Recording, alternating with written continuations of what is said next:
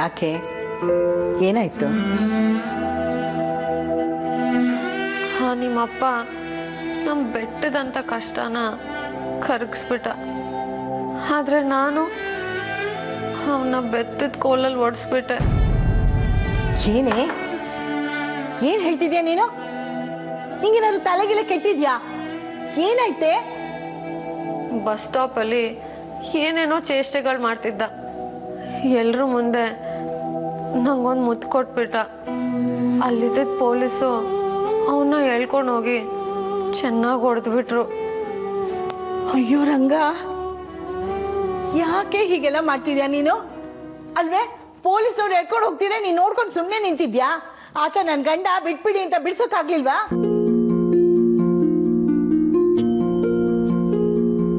ನಾನ್ಯಾಕೆ ಬಿಡ್ಸ್ಕೋಬೇಕು?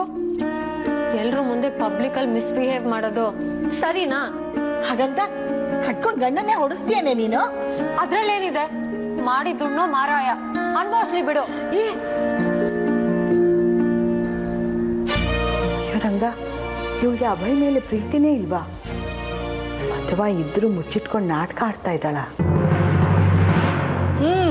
ಅದು ಸರಿ ಬಿಡು. ಮೊದ್ಲೇ ಶ್ರೀಮಂತರ ಮನೆ ಹುಡುಗ, ಅವನಿಗೇನು ಹೊತ್ತು ಗೊತ್ತು ರಸ್ತೆ ಗಿಸ್ತೆ ಏನಾದ್ರೂ ಒಂದಿದ್ಯಾ? ಅವ್ರ ಅಪ್ಪ ಅಮ್ಮ ಒಳ್ಳೆ ಬೀದಿ ಬಸ್ಸು ನಂಗೆ ಬೆಳೆಸ್ಬಿಟ್ಟಿದ್ದಾರೆ ಅಲ್ವಾ? ಹುಡುಗಿನ ಕಂಡ್ರೆ ಬಾಯ್ ಬಿಡ್ತಾನೆ.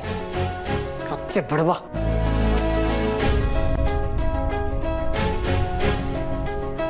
ಹ್ಞೂ ಕಣಮ್ಮ, ಹುಡ್ಗಿರ್ ನೋಡಿದ್ರೆ ಜೋಲ್ ಪಾಟಿ ತರ ಆಡ್ತಾನೆ. ಮಾನ ಮರ್ಯಾದೆ ಏನೂ ಇಲ್ಲ. ಇಂಥವ್ರನ್ನ ನರಕದಲ್ಲಿ ಹಾಕಿ ಶಟ್ ಅಪ್.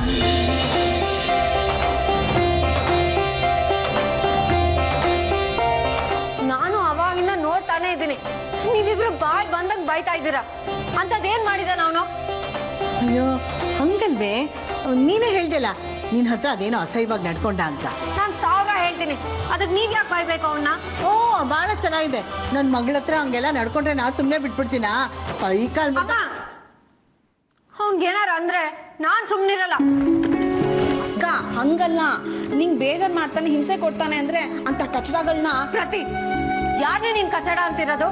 ಬಾಡ್ಸ್ಬಿಡ್ತೀನಿ ನೋಡ್ ಕತ್ತೆ. ಅವ್ನು ನನ್ಗೆ ಹಿಂಸೆ ಕೊಡ್ತಿದ್ದಾನೆ ಅಂತ ನಾನ್ ಯಾವತ್ತಾದ್ರೂ ಹೇಳಿದ್ ನಿಮ್ಗೆ?